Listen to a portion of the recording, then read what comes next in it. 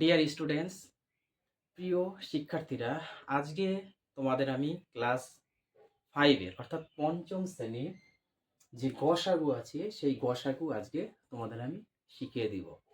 তোমরা দেখতে পাচ্ছ যে আমি বোর্ডে কিন্তু লিখে রেখেছি গসাগু, পেজ নাম্বার 51।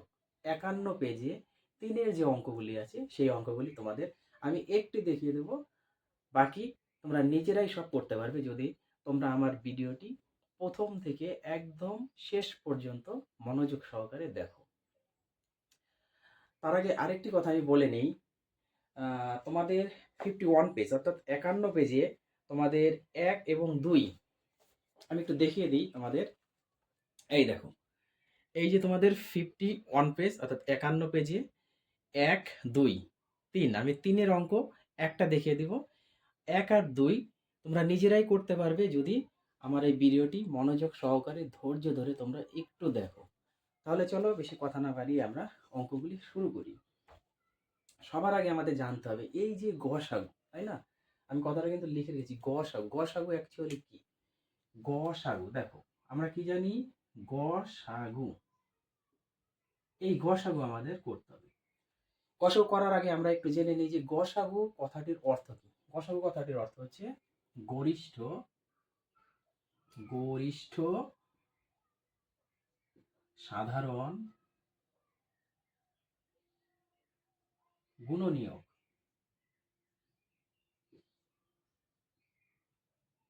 কি বললাম? গরিষ্ঠ সাধারণ গুণনীয়ক। দেখো কথাটা কিন্তু বুঝবে যে গরিষ্ঠ সাধারণ গুণ, গরিষ্ঠ মানে হচ্ছে সব থেকে বড়। এই গরিষ্ঠ কথার অর্থ হলো সব থেকে বড়। সাধারণ গুণনীয়ক আমি বুঝিয়ে দেব যে গুণনীয়ক এবং সাধারণ গুণনীয়ক এই দুটির মধ্যে তফাৎটা কি। কি কি বললাম? গুণনীয়ক, গুণনীয়ক এই একটা আসবে, আর একটা আসবে সাধারণ, সাধারণ গুণনীয়ক।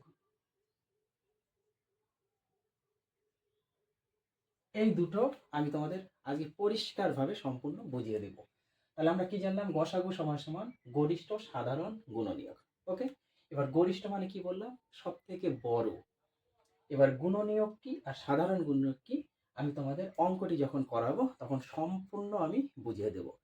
পেজ নাম্বার 51 পেজে 3-এর 1 নম্বর অঙ্কটি দেখো, আমি একটু পাতিয়ে নিচ্ছি। কি আছে তোমাদের অঙ্কটি? অঙ্কটি আছে 3-এর ক নাম্বার 21 আর 28। 3-এর ক নাম্বার আমি বাংলাতে লিখছি যেহেতু ক্লাস 5, তো 3-এর ক নাম্বার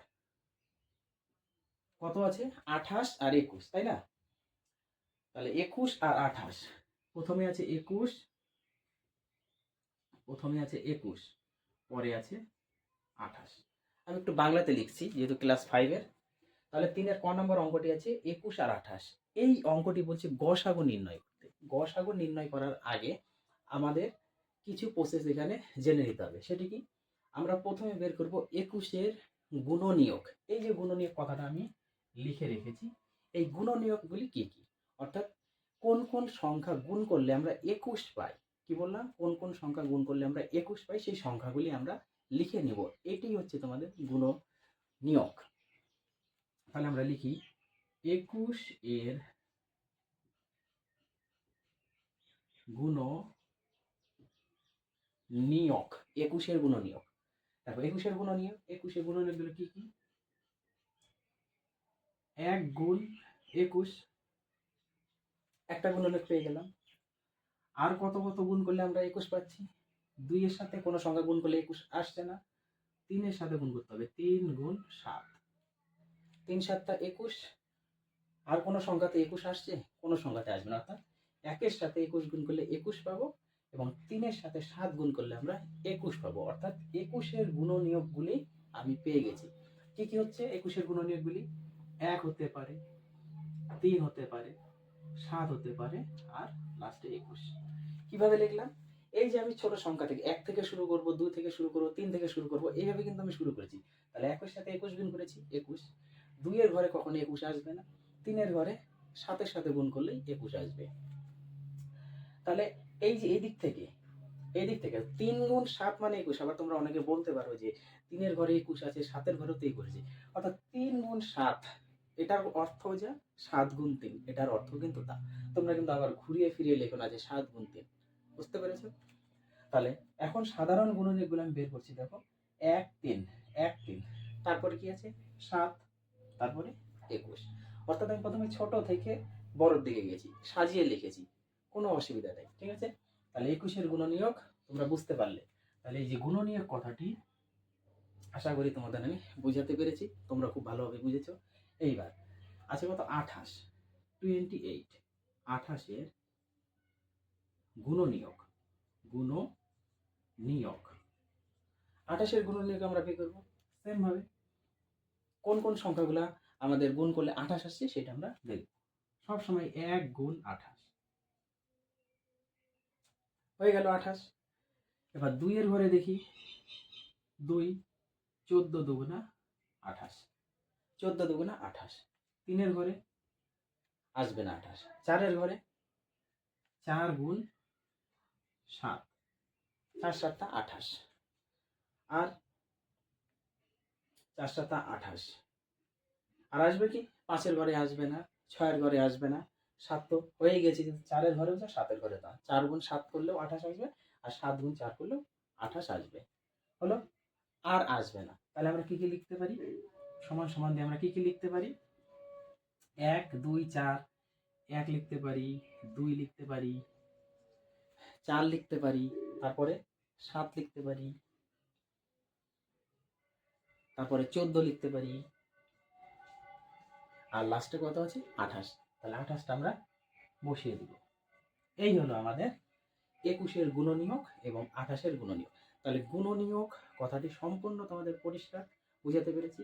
এইবার আসবো আমরা সাধারণ গুণনীয়ক। সাধারণ গুণনীয়ক কথার অর্থ এই যে 21 আর 28 যে দুটো সংখ্যা দেওয়া আছে, তোমাদের 3টেও থাকতে পারে, 4টেও থাকতে পারে, কোনো রকম সমস্যা হওয়ার কথা না। কোনো সমস্যা নেই, 3টে থাকলে 3টে দিয়ে করবে, 4টে থাকলে 4টে দিয়ে করবে। এখানে দুটো আছে, আমি দুটো দিয়ে তোমাদের দেখিয়ে দিচ্ছি। ওকে? এখন কি বললাম? সাধারণ গুণনীয়ক। সাধারণ গুণনীয়ক কথার অর্থ হলো এই যে 21 আর 28 যে গুণনীয়ক আমি বের করেছি, এখন এই দুটো গুণনীয়কের মধ্যে কমন কোনটা, অর্থাৎ দুটোর মধ্যে যে যে পদগুলি মিলবে সেইটাই হচ্ছে আমার সাধারণ গুণনীয়ক। তাহলে আমরা এখানে কি লিখবো?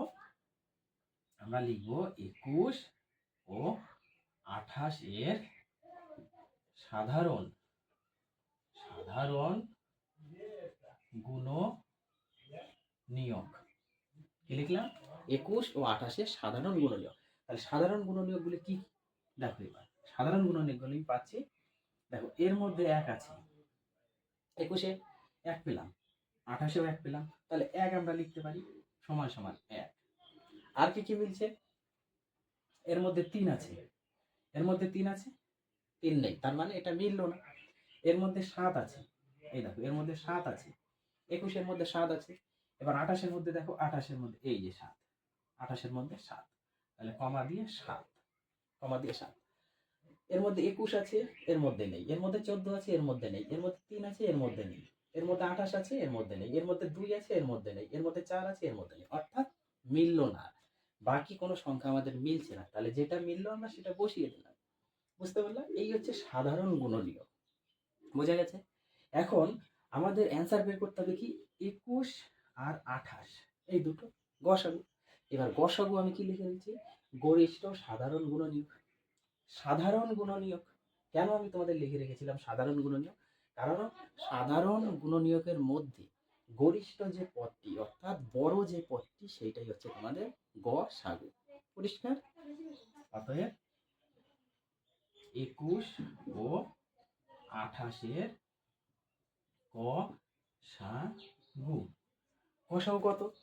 কারণ এই সাধারণ গুণনীয়কের মধ্যে সবচেয়ে বড় পদ 7, তাহলে উত্তর আমাদের হয়ে গেল 7।